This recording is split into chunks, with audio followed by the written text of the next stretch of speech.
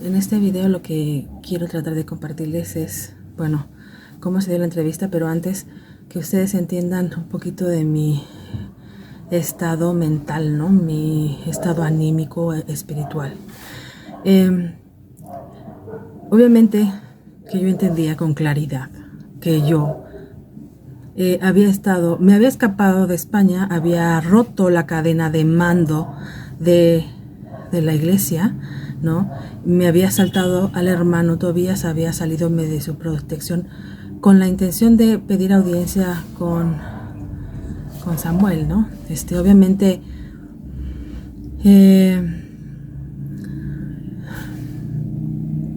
me regresé a España en desobediencia, lo entendía. Sin embargo, no lo hice por algo que podría considerarse un capricho. Yo en mi mente estaba convencida de lo que yo estaba haciendo era algo sumamente importante y crítico y urgente, ¿no? Lo que me acababa de suceder en la ría de Vigo, y este entendimiento, ¿por qué era urgente y importante? Ya lo he mencionado en los videos, pero muchas veces no se van a ver todos los videos para ver este video, entonces yo lo voy a resumir. Lo que yo entendí durante la obra claramente era que el Evangelio de Jesucristo está para ser puesto en práctica, y al practicarlo nos salva de nuestros propios males. A grandes rasgos esa es la idea. Pero lo principal eran estos 3 pequeños mandamientos que se estaban menospreciando o que se estaban considerando dispensables, o sea, que no eran tan importantes, y que a lo largo de la historia humana no se estaba teniendo ni siquiera la más mínima intención de realmente ponerlos en práctica, que tienen que ver con esta parte de no sentirnos superiores ni inferiores, ¿no? No tratar de controlar a los hombres, ¿no? Eso que tiene que ver con no quiere alguno ser mayor, no quieras controlar a los demás. Ese es el primero. El segundo que yo puse en los videos es el de no atesorar bienes, tomar del mundo lo que nos vaya siendo, lo que vayamos necesitando, y no atesorar más allá de lo que necesitemos, y además no poseer, sino renunciar a nuestras posesiones y compartir todas las cosas entre todos. Y la última es amar a nuestros enemigos, que significa, a grandes rasgos, darnos la oportunidad de conocer a aquella persona a la que odiamos y consideramos enemiga, para que una vez conociéndola entendamos cuántas cosas que nos unen tenemos en común, y eso nos ayude a amarnos y a dejar de vernos como enemigos, sino más bien como hermanos. Hermanos que tienen pequeñas diferencias debido a la historia cultural, las tradiciones y la diferencia que hemos vivido en el cuerpo, pero que al final somos semejantes, somos la misma cosa y somos una misma unidad junto con Dios y toda la creación. Entonces, esos 3 mandamientos se estaban menospreciando, y para mí me quedó claro, después de todas las reflexiones y lo que sucedió en la ría de Vigo, que si no los poníamos por obra, nunca íbamos a llegar a las promesas de Dios, ni a la tierra prometida, ni a ser guiados por el Espíritu de Dios desde dentro. O sea, a mí me quedó claro que lo teníamos que hacer sí o sí, si no, todo lo demás era en vano, ¿no? Entonces, es crítico, lo alcancé a entender, pero lo más crítico es pues ver que no había forma de que alguien siquiera intentara hacerlo, cuando la persona que estaba puesta para eso, ¿no? Era la primera que no tenía interés de ponerlo en obra.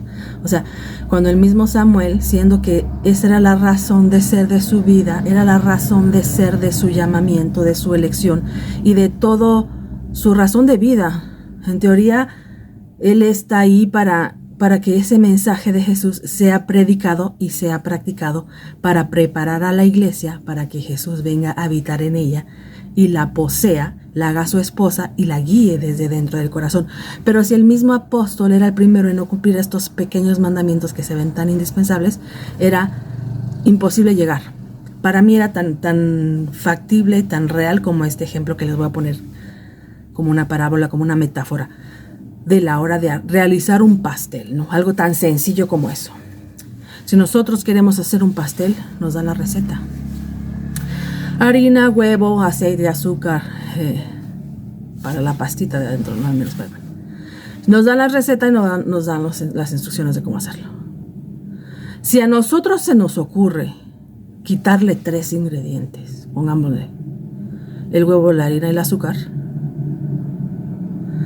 Perdón, pero por mucho que queramos, lo que resulte de esa receta a la que le quitamos el huevo, la harina y el azúcar, nunca va a ser un pastel.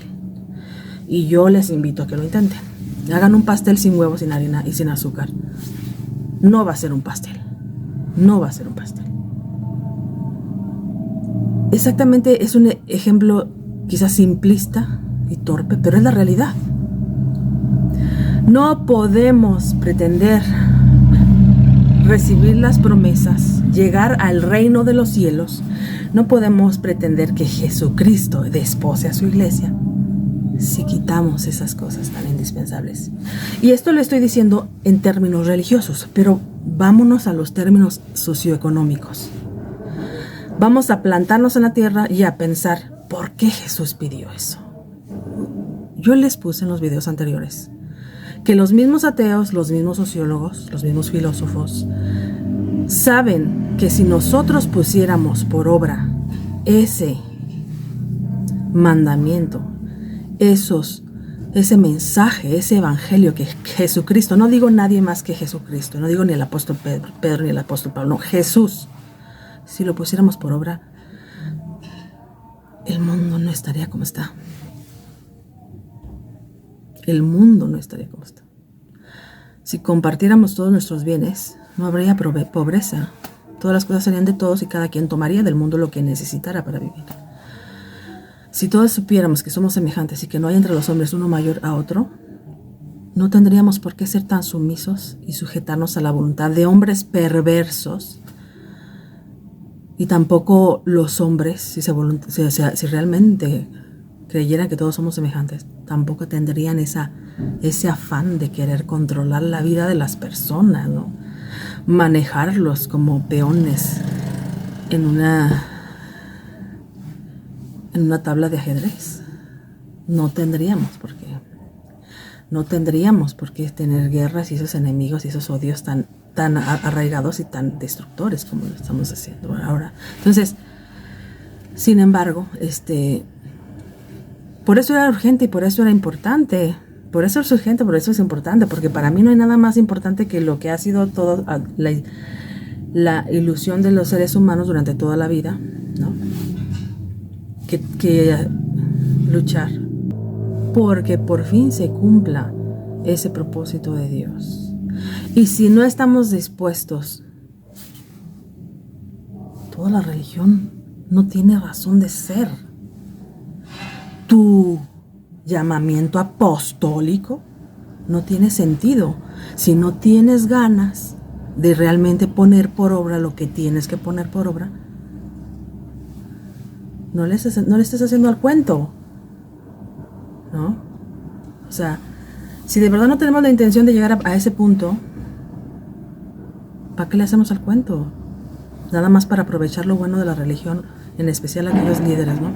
Nada más para sacar dinero, nada más para controlar a las personas, pero sin el mínimo interés de realmente llegar a donde se está, al objetivo que plantea el evangelio. Yo, como les digo, yo pensaba que él era bueno y que lo que hacía, que yo no veía, que nos estaba desviando de Jesús, era eso de menospreciar esos 3 ingredientes tan básicos para la receta del pastel. Tan básicos, que es vernos semejantes, compartir todas las cosas y amar a nuestros enemigos. Indispensable. Sin eso, no tiene caso la razón de ser de la religión. Si no estamos dispuestos a seguir el ejemplo y el camino de Jesús, es un fraude. Es un fraude todos los recursos que se invierten en nombre de la religión, si no estamos dispuestos. Y evidentemente, yo estaba viendo la vida de Samuel, la vida de atesorar tanto, ¿no? Sabemos que tenía muchas casas que, pues obviamente nunca vas a ocupar todas tus casas al mismo tiempo. Toda esa acumulación de bienes, toda esa acumulación de riqueza, y no solamente esa acumulación de riqueza, ese sentirse en el top del valor humano, ¿no? Ponerse por encima de todos los hombres, ponerse como el rector y el dirigente de los seres humanos, cuando es Dios quien dirige desde el corazón. Eso de sentir enemigos a otros y odiarlos, o sea, él o sea, no se consideraba odio, pero era odio, era un rechazo total a aquel que no se sujetara a su voluntad, ¿no? Y más aún aquellos que no se sujetaban a él a pesar de creer o decir que creían que él era apóstol. Para él esa gente era totalmente su enemiga y era digno de la mayor aborrecimiento. Ustedes saben porque lo hemos vivido los ex LDM. Entonces, ¿dónde están esos 3 ingredientes indispensables para alcanzar el reino de los cielos? Entonces, yo dentro de mí decía, él es el primero que no lo está haciendo y al no hacerlo él está justificando que los demás no lo hagan. Si él no está dando el ejemplo, un momento. Perdón, pero pasó la señora de los tamales, les digo, en la Ciudad de México. Estoy en la Ciudad de México, entonces es una ciudad enorme, llena de actividad, que es muy difícil encontrar un momento. O sea, tendría yo que levantarme a las 3 de la mañana a grabar y no hay buena luz a esa hora. Bueno, pasó la señora de los tamales, ojalá que le vaya bien, que Dios la bendiga, que le siga echando ganas. Pero, ¿qué estoy tratando de decir?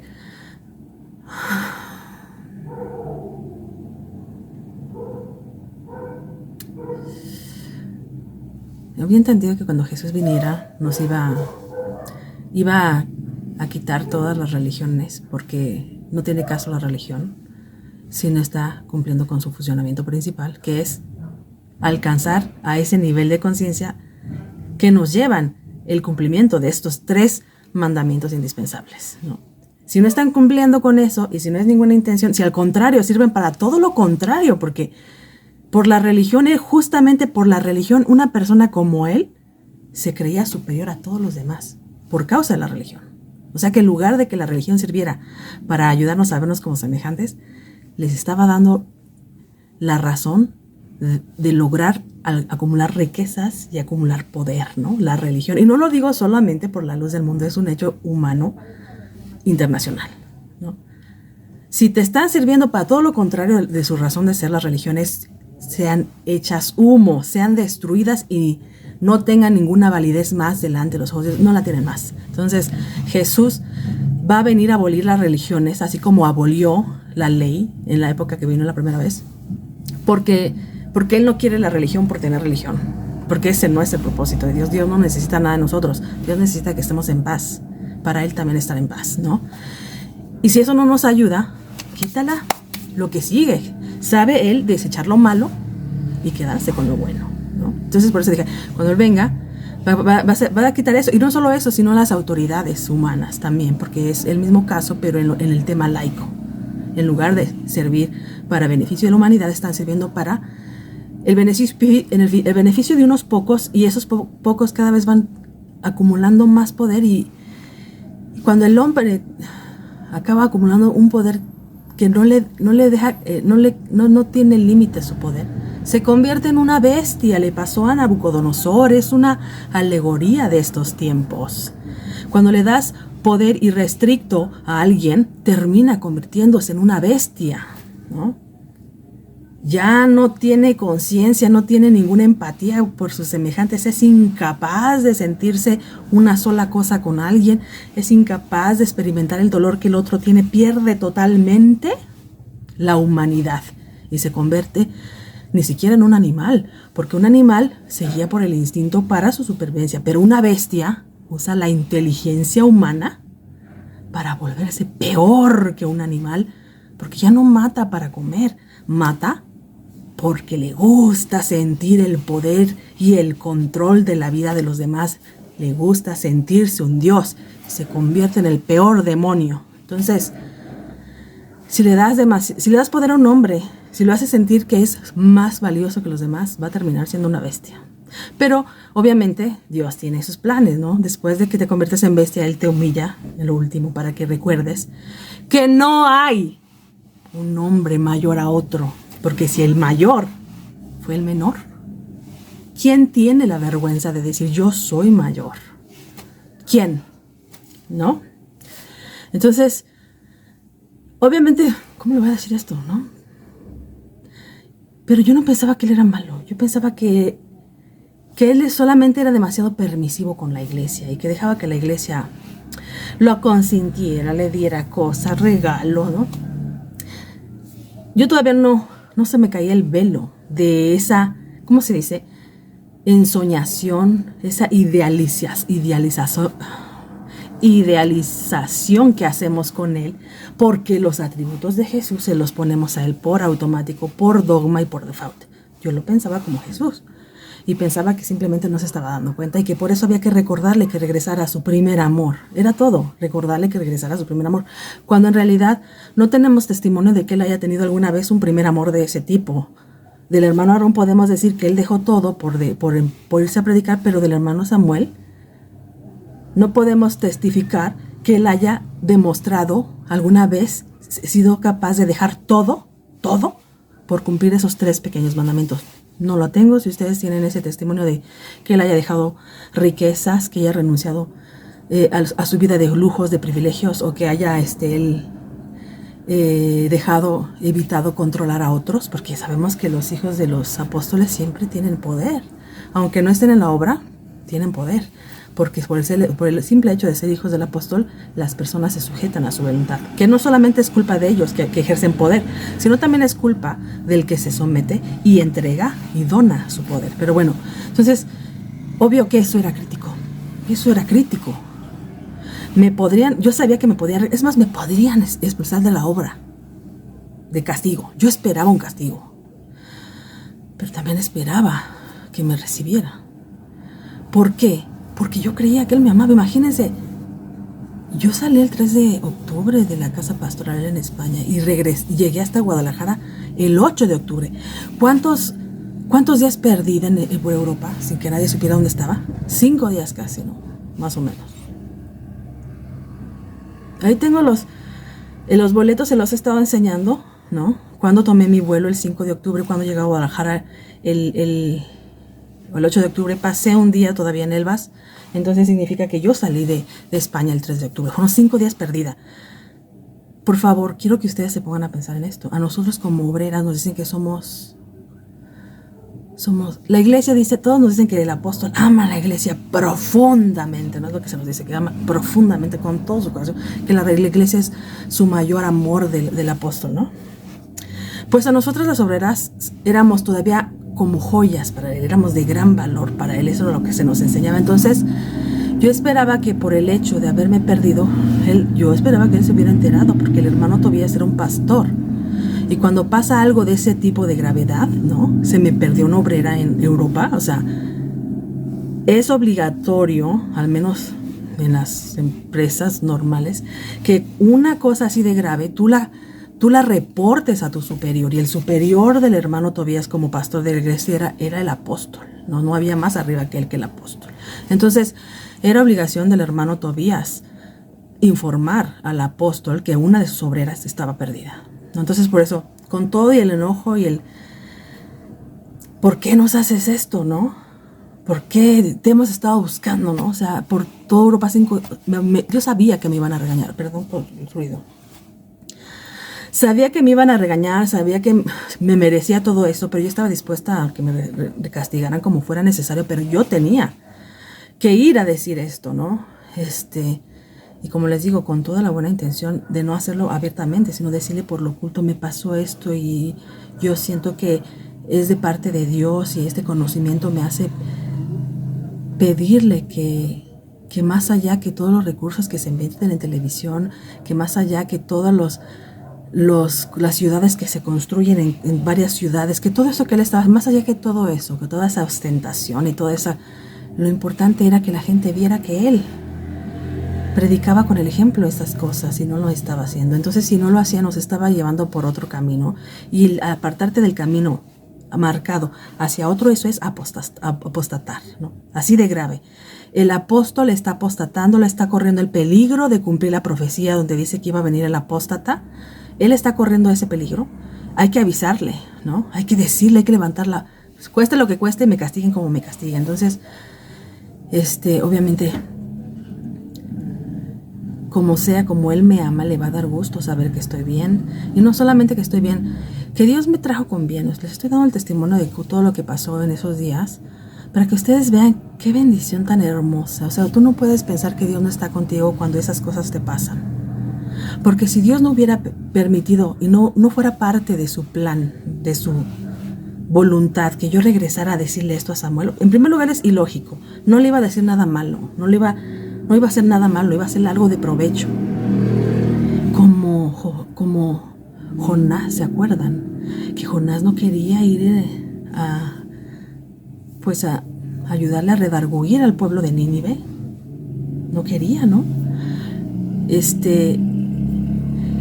Sin embargo, él tuvo que hacerlo, porque si no, toda la responsabilidad de lo que se estaba haciendo mal con Nínive, y si Dios los destruía, iba a recaer en Jonás por quedarse con la advertencia y no avisarle a la gente. ¿Se acuerdan de ese pasaje?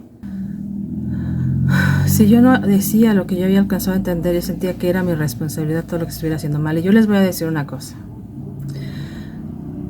Somos religiosos, tenemos una religión, decimos creer en Dios, entonces creemos que Dios es todopoderoso, ¿no?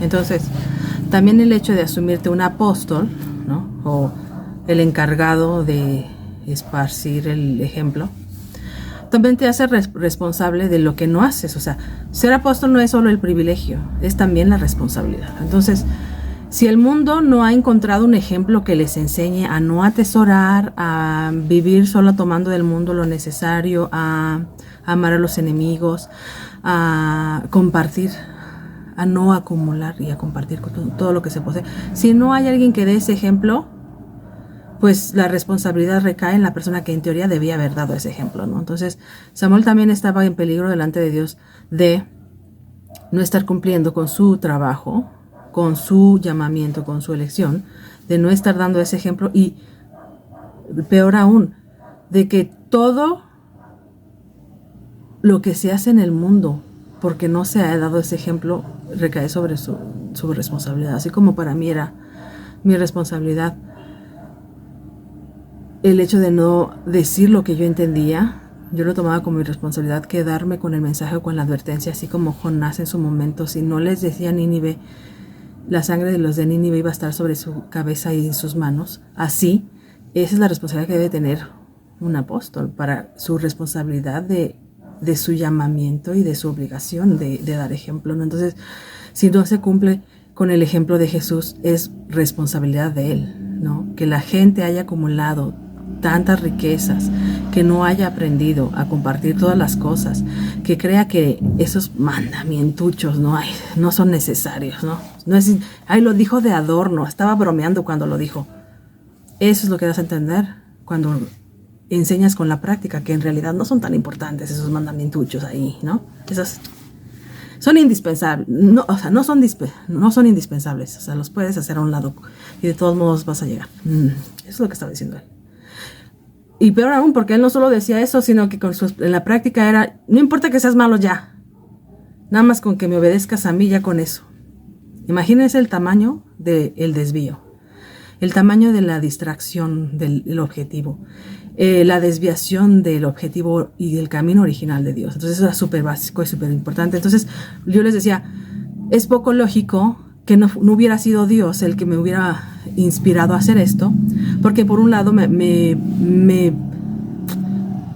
limpió el camino, me prosperó el camino para llegar y para hacer lo que hice. En segundo lugar, lo que yo estoy haciendo no es algo para mi propio bien, al revés, algo que es importante que sepan. Si algo, lo de adentro que te impulsa, te está impulsando a ser egoísta, a hacer cosas que van a beneficiar a tu carne, no creas que es de Dios. Pero si lo que te está impulsando dentro de ti te está inspirando a hacer algo bien para la mayoría, para todos, a pesar de que a tu carne le va a ir mal, entonces es más probable que sea de Dios. Lo que yo estaba haciendo es algo que me iba a afectar físicamente en mi carne y en mi cuerpo y en todo como persona, pero que el objetivo al final era para el beneficio de toda la humanidad. Ese era mi objetivo y eso fue lo que me empujó, porque a mí me encantaría que no hubiera pobreza, a mí me encantaría que no hubiera guerras, a mí me encantaría que ningún hombre fuera obligado a hacer algo que no quiere, ni que no me gusta que los hombres controlen a otros hombres. Eso es mi motivo. Eso fue lo que me empujó a hacer lo que hice. Entonces, obvio que yo siempre sentí la bendición de Dios. Y yo sigo diciendo, es Dios el que habla de estas cosas. Y ellos, porque si no, no me hubiera dejado salir siquiera de España. No hubiera habido vuelo, no hubiera podido salirme, me hubiera agarrado la migración, no tengo papeles, llaman al hermano. O sea, todo pudo haber salido mal, pero salió súper bien. Y más que bien, porque hasta algo que me acabo de dar cuenta ayer viendo un video de Londres y de Inglaterra, es que llueve mucho. Y la verdad es que yo ahora que lo veo, digo, pues no me llovió nada. Ese día completo en Londres no me llovió nada. Me dio un paraguas, Ian, que es local de ahí. Todos sabemos que Londres es muy lluvioso. Y él me dio el paraguas. O sea, me dejó el paraguas, está escrito en el post-it, porque él conocía ahí. Bendito Dios que no llovió. Gracias. Esa es una de las cosas que yo digo, Dios me bendijo. ¿Ustedes creen que esto era por una ambición mía carnal? No. Mírenme ahorita, o sea, sigo habiendo perdido todo. Y no fue perder todo por una semana y ya después lo recupero. No, toda mi vida he vivido así sin mi familia. Me corrieron del trabajo al poco tiempo de estar hablando, ¿no? Entonces, no estaba buscando bien para mí, pero ¿quién no haría cualquier cosa con tal de que se acabara la pobreza en el mundo? Estamos hablando de Dios, no estamos hablando de un revolucionario como el Che Guevara, como Carlos Marx, no estamos de Zapata, estamos hablando de Dios. Dios procurando que no haya pobreza en el mundo, que no haya injusticia, que no haya esclavitud, ni mental, ni física. Eso es lo que me impulsó y seguirá impulsándome toda mi vida. Yo lo que trato de decirles aquí es, tuve una razón de hacer lo que hice. Y yo esperaba que él fuera como el pastor que se nos dijo que era, ¿no? Que su vida da por las ovejas, Dios mío. Una pequeña ovejita ahí perdida por Europa. Yo pensaba que iba a estar angustiadísimo él también, buscando a su oveja perdida. Y cuando la encuentra, se alegra de que por fin la encontró. Ok, la encontró y le da sus buenos azotes, quizá por castigarla para que no lo vuelva a hacer, pero se alegra. O sea, una madre que ha perdido un hijo y lo busca por esos días, no se alegra cuando lo encuentra. Yo pensé que él se iba a alegrar de que al final todo estuviera bien y que hubiera estado interesado en saber por qué. ¿Qué pudo haberme movido a mí? Que soy una persona súper ecuánime, súper sumisa, súper apocada de espíritu y tímida. Quien me conoce sabe que lo soy. Soy tímida. ¿Cómo se va a andar aventando? ¿Qué fue tan grave como para que eso pasara? ¿No? Entonces, me va a recibir el apóstol porque quiere saber qué fue tan importante que me empujó a hacer todo esto, ¿no? Entonces, la tía Estela, ya yo bien bonita y con mi traje sastre, pues me llevó.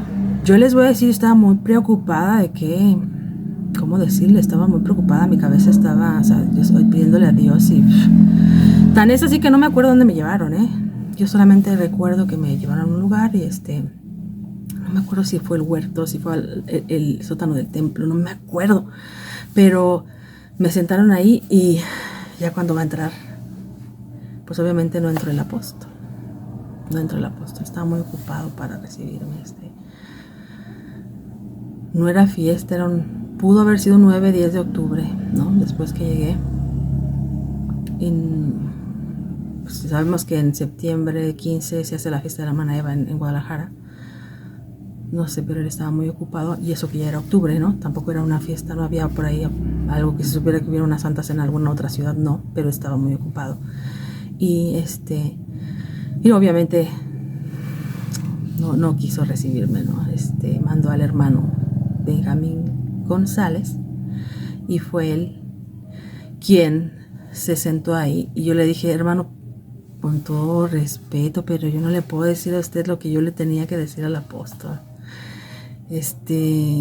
No, es muy delicado, es algo muy importante que pasó en España y que es tan delicado que no lo puedo tratar con nadie más que con él, hermano. Y pues es que él está ocupado, Yo sí me entristecí porque pues a lo mejor no me quería tanto, ¿no? Como parte de la iglesia, como una obrera, no le interesaba tanto. Y el hermano me dijo, pues mira, si tú crees que Él me puso como pastor, debes de creer que Él me mandó para estar aquí y que puedes hablar conmigo como si estuvieras hablando con Él, ¿no? Me dijo él. Pero pónganse a pensar ustedes en lo que yo sentí en ese momento. O sea, cuando tú quieres redarguir a un amigo o una amiga, pues tú lo tienes que hacer frente a frente y de manera personal. Esa es la forma correcta. No, imagínate que le quieres, como puse el ejemplo en los videos pasados, quieres decirle, estás yendo por mal camino, no, ese camino no te va a hacer bien. Eso es delicado porque a veces tú no puedes perder amigos por eso, por tratar de aconsejarlos a que no hagan algo que ellos quieren hacer, ¿no? Uno puede perder un amigo por eso. Por eso se tiene que ser con mucho cuidado y de cara a cara y a solas, súper importante que sea a solas, ¿no? Para que no lo tomen a mal. Pero cuando es poco lógico, ¿no? Que si tú quieres redarguir a tu hermana o decirle un consejo profundo y delicado a tu amiga, es nada lógico y es contraproducente que en lugar de hacérselo personalmente se lo mandes decir con otra amiga, ¿no? Eso es lo que el hermano Benjamín González estaba tratándome de hacer que yo hiciera, ¿no? No puedo decirle algo delicado a mi amiga a través de otra amiga porque cuando le llegue a mi amiga va a pensar que lo hice con malicia y que para promover un rumor, un chisme. O sea, ¿por qué no me lo dices directamente a mí cara a cara como amigas? ¿Por qué se lo fuiste a decir a la otra amiga para que me lo diga? ¿Por qué no me lo dices a mí? Entonces, ¿cómo le iba yo a decir algo tan delicado al hermano Benjamín González? Porque el apóstol no me pudo recibir, estaba muy ocupado. No es lo mismo. No iba a tener el mismo efecto. No iba a dar el mismo resultado. Aparte de que es un teléfono descompuesto. ¿No? Es un teléfono descompuesto. Porque yo tengo en mi mente y en mi sentir un mensaje. El hermano lo recibe con ese filtro de su vida personal. Y a la hora de tener que transmitírselo al apóstol le va a poner. Le cambia un poco porque él lo recibe diferente a como yo lo trato de transmitir, y aparte a la hora de traducirlo, lo que él entendió al apóstol, pues ya se hizo un teléfono descompuesto y no es igual que si lo hubiéramos hablado directamente. Pero todo tiene que ver con eso de que, pues los rangos, ¿no? Es precisamente la demostración de esto que hay diferencias entre las personas superiores e inferiores. Y yo era una persona inferior que no valía la pena para ser recibida y tampoco se consideró que yo pudiera tener algo importante que decir a pesar de todo lo que había pasado en España y de mi testimonio de vida, ¿no? En el próximo video vamos a hablar particularmente de qué se habló con el hermano Benjamín González.